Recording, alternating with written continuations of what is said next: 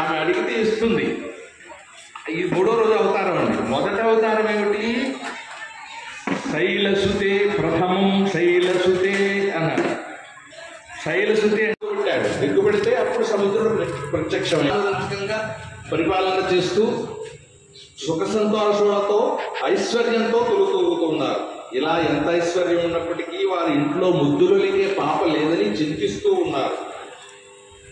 అంటే వీరికి సంతతి లేదా? సంతతి ఉన్నదండి.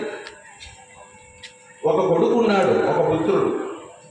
అయితే ఇప్పుడు తమ వద్ద లేడు. ఎక్కడున్నాడు? సముద్రంలో దాక్కుని ఉంది. మైనాకుడు ఎక్కడ కనిపిస్తాడు మనకి? రామాయణంలో కనిపిస్తాడు. సుందరకాండలో హనుమంతుడు వెళ్తూ ఉంటే సముద్రంలోంచి పైకి లేచి ఆదిత్యం స్వీకరించమని కోరతాడు. ప్రీతోస్మి కృతమాదిత్యం మందురేశోపనీయతాం కొరతే కాదే కాదోమే. సర్వము తానైన వాడెవడు? ఆయన మీ హృదయస్థితుడై ఉంటేనే మీరున్నారు. ఆయన లేనిది కానీ ఆయన కానిది కానీ సృష్టిలో సుఖదైనను లేదు. పేరు లేకపోయే నీదలపున అధీరుంగరు మదముదెంతరు మదముదెంతరు భూమిని కొందరు వివేకమున వర్తించదమని కట్రు విర్రవీగెదరు గాని తుదకే వేళకేమి జరుగునో తెలియవారెంత వారలైనా కదలదు నీ సంకల్పములేనిదే గడ్డిపోచయును కారణ కారణ. ఆ శివుని ఆజ్ఞ లేనిది ఏమైనా పుట్టదు.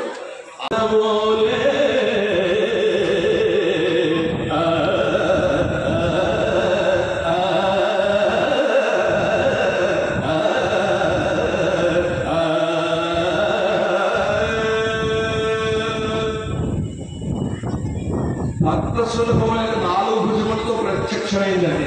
అంటే 2 చేతులైతే సరిపోవు భక్తులకు వరాలు ఇవ్వడానికని 4 భుజములతో 4 చేతులతో ప్రత్యక్షమైంది అమ్మ.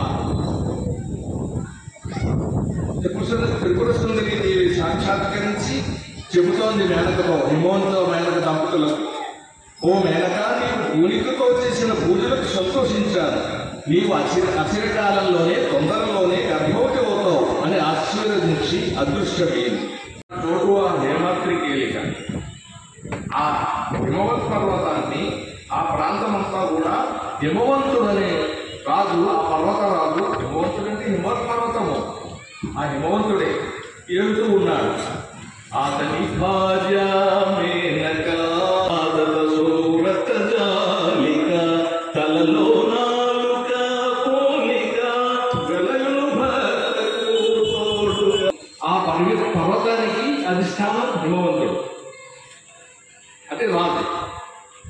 అది ఇక్కడ పర్వతం ఏంటి? దివ్య భోగాలు అనుభవించడం ఏంటి అనుకుంటూ ఉంటాం. అంటే మనకి ప్రతిదానికి ఒక అధిష్టాన దేవత ఉంటారు.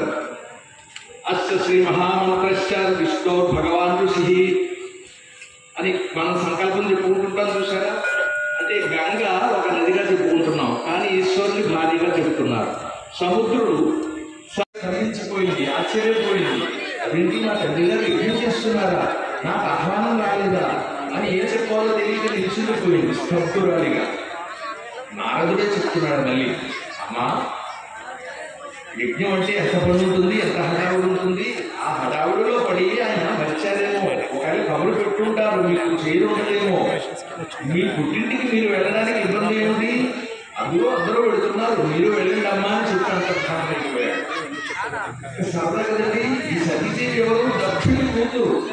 దక్ష ప్రజాపతికి అంటే 14 మంది ప్రజాపతులు మనకి. కర్దమ ప్రజాపతి, దక్ష ప్రజాపతి, వీళ్ళందరూ. అందులో దక్ష ప్రజాపతి మనువు కుమారుడు దక్ష ప్రజాపతి. ఈ దక్ష ప్రజాపతికి 100 కుమార్తెలు, 100 సంతానం, అందరూ ఆడపిల్లలే. ఈ 100 ఎవరికి ఇచ్చి పెళ్లి చేశారు? దేవతలందరికీ ఇచ్చి పెళ్లి చేశారు. అప్పుడు దేవతలే కదా ఉన్నారు ఆ కాలం ఉపయోగానికి ముందు. ఎలాగూ శచీదేవి ఇంద్రుడికి ఇచ్చారు, రతీదేవి మన్మధుడికి ఇచ్చారు, సతీదేవి శంకరుడికి ఇచ్చారు. అలాగే ఉంటాయి పేర్లన్నీ. సువత్సలాదేవి సూర్యుడికి ఇచ్చారు. అలా 100 సంతానాన్ని, ఆడపిల్లలను కూడా దేవతలందరికీ ఇచ్చి పెళ్లి చేశాడు.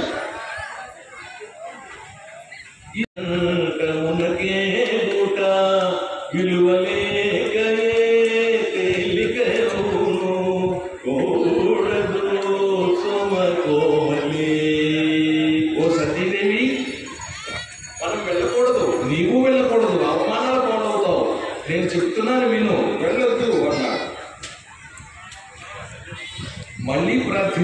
యజ్ఞవతంతో చెప్తున్నాడు ఈశ్వరుడు, ఓ సతీ, నీ పుట్టింటి మీద నీకున్న మమకారం ఎంతో, నీపై నాకున్న ప్రమకారం అంతకన్నా ఎక్కువ. కనుక నీకు అవమానం జరిగినా నాకు జరిగినట్టుగా భావించవలసి వస్తుంది. నీళ్ళు పరిస్థితిని అనుసరించి మసులుకో, ఓర్పు వహించు అని చెప్పి తను వెళ్ళలేదు. వెళ్ళి అమ్మ వెళుతుంది. అమ్మకి తోడు పంపించారు కదా, ఎవరో ఒకరిని నందీశ్వరుని తోడుగట్టుకు పంపించారు. నందీశ్వరుడు తీసుకుని అమ్మ తన తండ్రి గారికి వెళ్ళింది. ఎక్కడైంది? దక్షారామం, మన ద్రాక్షారం. అక్కడే దక్షయజ్ఞం జరిగిన చోటది వస్తుంది ఎదురా. వెళ్ళింది నందీశ్వరుడితో. అమ్మ సతీదేవి ఈశ్వరుని సతీమణి సూచింది. ఒక్కసారి అక్కడ సభ అంతా చక్కగా ఉన్నది. వరుసగ నింద్ర చంద్ర యమ బాధిత మిత్ర కృపీత యోని సాగర ధనధారి దేవతల ఖండ మహావిభవం విలక్ప భాసురతర రత్నహారములు శోభిలగా రూపవిష్ఠులై సుందరతరమని పీఠికా విదతి తత్వ విలక్ప యజ్ఞవాటికన్. వరుసగా ఇంద్రుడు, చంద్రుడు, మిత్ర, సూర్యుడు, మిత్రాయ నమః, ఖగాయ నమః, కృష్ణాయ నమః. మిత్రుడు అంటే కరెక్ట్ కాదు, మిత్రుడు అంటే సూర్యుడు. వీళ్ళంతా దేవతలందరూ సకల దేవతలు కూర్చున్నారు అక్కడ. మహావైభవోపేతులై సుందర మందహాసాలతో స్వాగత రక్త సింహాసనం మీద ఆ బృందారకులందరూ కూడా, బృందారకులందరూ దేవతలను, దేవగణములన్నీ బృందారకులందరూ కూడా కూర్చుని ఉన్నారు. తన తోబుట్టువులందరూ కూడా పట్టు పీతాంబరాలు ధరించి బంగారు వేదికలపై శృంగారంలో వస్తూ ఉన్నారు.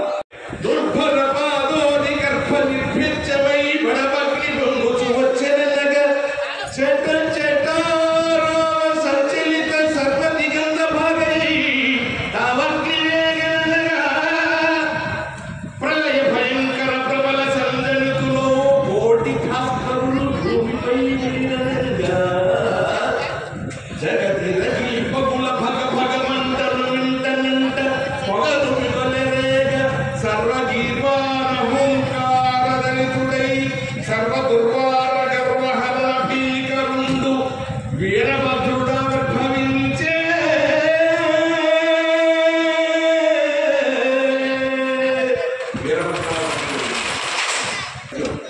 అది ఉదయించాడు. ఆ జటాతోట నుంచి వీరభద్రుడు ఉదయించాడు. ఉదయించిన వెంటనే తక్షణమే సకల జంతువులు వెళ్ళి దక్షిణకు తగిన శిక్ష విధించు అని రోక్షణంగా ఆజ్ఞాపించాడు. ఆ క్షణమే బయలుదేరారు వీరభద్రుడు ప్రమదగణంతో.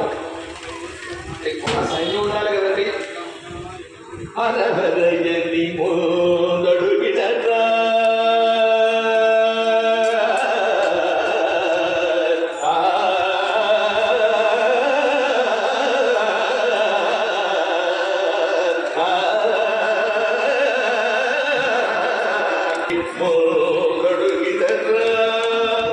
ఎల్లలోకములు తల్లడిల్లగా ఎల్ల సురలు వీధిల్లి బారగా సురవేశమున పరత్పరులు నిందించు మూర్ఖుమల వలగించునురా సురాధిపతులే తిరోగమించుట పురోగమించి సాగురా అనహరయని మోదడుగిన.